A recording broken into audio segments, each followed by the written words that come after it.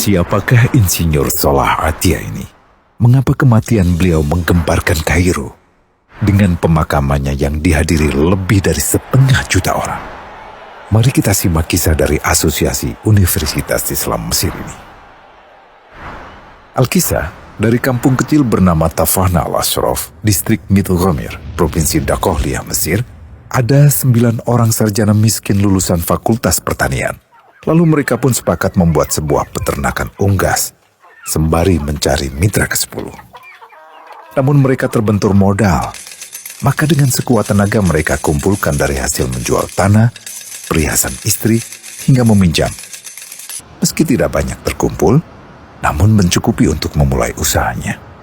Pertanyaan tersisa, siapa mitra yang ke-10? Insinyur Solah, satu dari mereka, pun berkata, "Aku sudah menemukan mitra yang ke-10. Siapa?" kata teman-temannya. "Allah," lanjutnya. "Allah akan menjadi mitra usaha kita yang ke-10. Allah akan mendapat 10% dari keuntungan kita. Dengan perjanjian, Allah yang akan memberikan perlindungan dan pemeliharaan, keamanan dari segala wabah penyakit." Akhirnya mereka pun sepakat. Kontrak kerjasama pun ditulis secara rinci dan dicatatkan ke notaris, lengkap dengan peran mitra ke-10 tersebut. Tak disangka, setelah 1 musim bisnis mereka langsung meroket, jauh dari yang dibayangkan sebelumnya.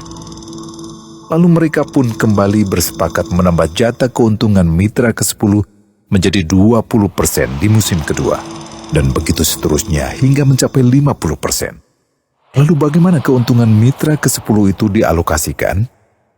Dimulai dengan membangun sekolah dasar Islam putra, lalu lanjut putri, kemudian sekolah menengah putra, kemudian putri.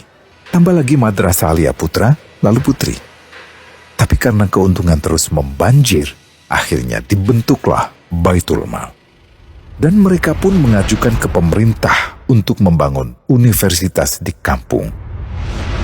Awalnya ditolak dengan alasan tiadanya akses bagi para mahasiswa.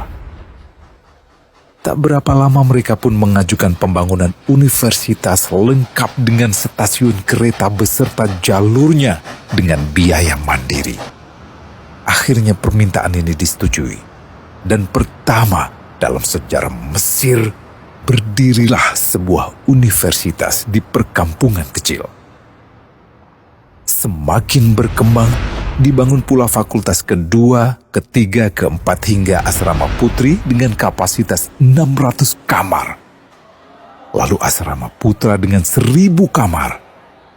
Tiket kereta api pun digratiskan untuk memudahkan transportasi menuju kampung tersebut. Tak cukup hanya itu, dibangun Baitul Mal berikutnya hingga hilang kemiskinan di daerah tersebut. Dan program ini diduplikasi ke kampung-kampung lain hingga bisa dikatakan tak ada kampung yang disinggahi Insinyur Solah kecuali akan dibangun Baitul Mal untuk warga. Bantuan pun diberikan untuk fakir miskin dan para janda. Pemuda pengangguran pun dilatih untuk mengelola perkebunan sayur hingga mandiri, bahkan sampai bisa mengekspor ke negara tetangga. Pada saat panen raya, seluruh penduduk dikirimi paket sayur. Di hari pertama Ramadan diadakan buka puasa bersama untuk seluruh penduduk desa. Mereka memasak dan hadir ke lapangan yang dipenuhi beraneka makanan. Disiapkan juga perabotan untuk gadis-gadis yatim yang ingin menikah. Dan ini semua merupakan sedikit dari banyaknya kebaikan yang dilakukan oleh Insinyur Solah. Hingga pada akhirnya disepakatilah keuntungan perusahaan 100% untuk Allah. Insinyur Solah yang awalnya adalah salah satu mitra usaha berubah menjadi karyawan Allah. Dia hanya menerima gaji, namun dia memberikan Tuhannya syarat agar membuatnya hanya butuh kepadanya dan hanya meminta kepadanya. Inilah sosok Insinyur Solah Atia, aktor utama kisah menakjubkan ini. Keikhlasannya membuat ia sama sekali menolak terkenal di media massa. Dan kini, meski orang yang melibatkan Allah ke dalam bisnisnya ini telah wafat, terbayang seluruh amal jariahnya yang selalu mengalir untuknya. Masya Allah. Pertanyaannya, akankah ini hanya menjadi sebatas kisah saja? Atau menjadi teladan bagi kita untuk mengikuti jejaknya?